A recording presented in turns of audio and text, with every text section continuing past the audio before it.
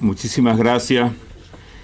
Yo había pensado comentar, porque me lo mandó Carlos, el libro por internet. Pero después dije, quiero hacer mejor una presentación de lo que significa y lo que creo que es el mérito de Carlos. Lo primero es el hecho de que él es un exiliado que no tiene convicción de migrante.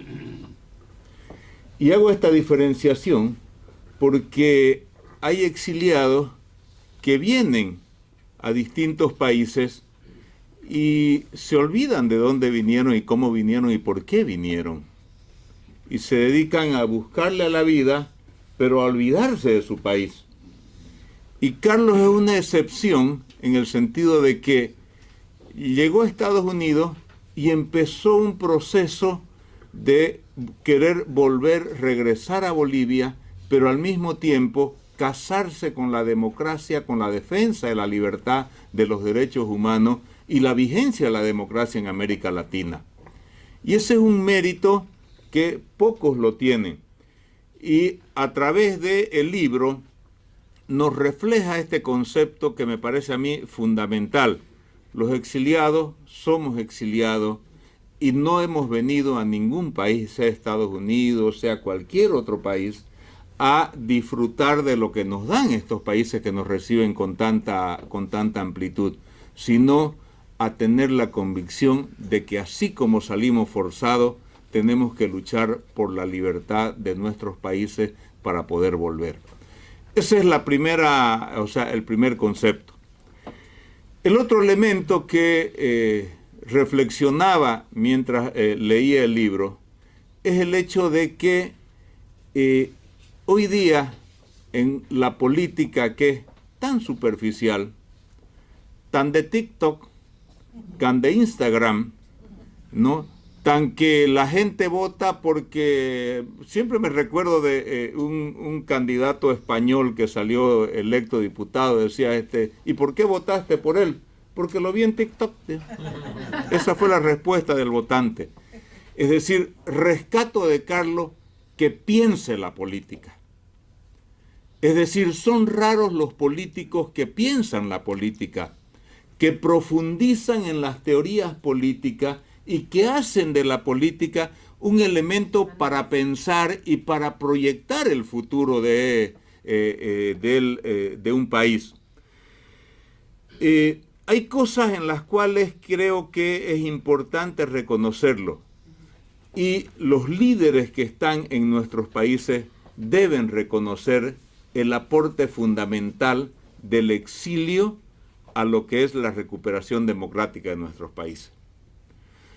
No es el hecho de creer que el exilio no es un factor fundamental de recuperación democrática.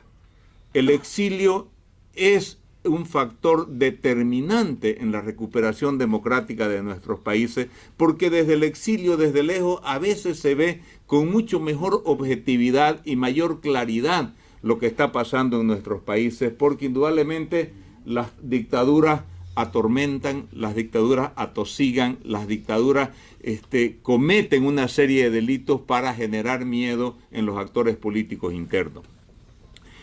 Y otra cosa que rescato de este libro es la coherencia que siempre ha mantenido Carlos con relación a conceptos que él ha ido generando. Conceptos, por ejemplo, como el de oposición funcional, que abundan en nuestros países y que demuestran esta oposición funcional, de que son fundamentales para sostener las dictaduras, porque ellos mismos se encargan de hacer creer al mundo que hay democracia en nuestros países. Eso lo hemos vivido nosotros en Bolivia. Los mismos candidatos durante 20 años que se presentan una vez, recaudan dinero, es un modelo de negocio, hacen una candidatura, viven durante esos 5 años de lo que les sobra de su candidatura y se vuelven a presentar en la próxima elección. Eso es un modelo de negocio que muchos líderes en los países del socialismo del siglo XXI han implementado. Otro concepto muy importante es declarar lo que es la dictadura en jefe de Cuba con relación a los otros países. Esto no entra en el concepto de guerra híbrida porque es irracional que un país tan rico como Venezuela, ¿no?, sea dependiente de una isla tan pobre como Cuba.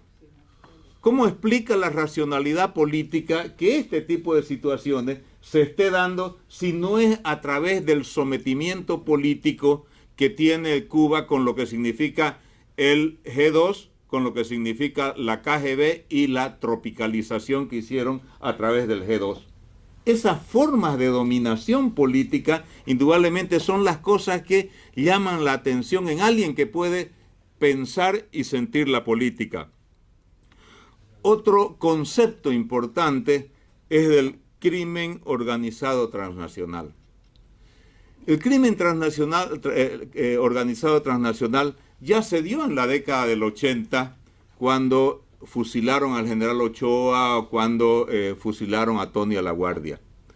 Pero, y ahí se ve claramente cómo los sandinistas, cómo Colombia, a través de sus mafias y de Pablo Escobar, llegaba a los sandinistas llegaban a Cuba y Cuba metía droga a Estados Unidos. Pero nunca había sido conceptualizado políticamente ese tipo de crímenes. La organización de los narcoestados hizo de que no sea suficiente a las mafias organizadas de narcotráfico tener algunos cómplices en el Estado, sino que hizo de que tengan que tomar el Estado a través de actores políticos falsos. Y cuando hablo de actores políticos falsos es porque creo que, por ejemplo, en mi país, Evo Morales era un actor que provenía del narcotráfico, que jefe de los sindicatos de productores de coca que las propias Naciones Unidas definió como que el 95% de la coca producida por el Chapare va al narcotráfico. Ayer han presentado otro informe donde se muestra toda la falsedad de los datos que tenía el gobierno del MAS en Bolivia. Es el primer informe que sale en el gobierno democrático de Rodrigo Paz. Así como también la anterior semana una escuela militar antiimperialista creada con el apoyo de Irán, ¿no?, la ha cerrado el presidente para hacer un batallón ecológico de las Fuerzas Armadas. O sea, estamos hablando nosotros de situaciones en las cuales podemos ir recuperando la democracia, podemos ir recuperando la libertad, pero indudablemente, si no teorizamos la política, y ese es el gran mérito de Carlos y de sus libros que él ha escrito durante todo este tiempo, manteniendo una coherencia ideológica, es lo que nos va a dar a nosotros la consistencia política para poder derrotar las dictaduras y celebrar que en América Latina exista libertad plena. Muchísimas gracias.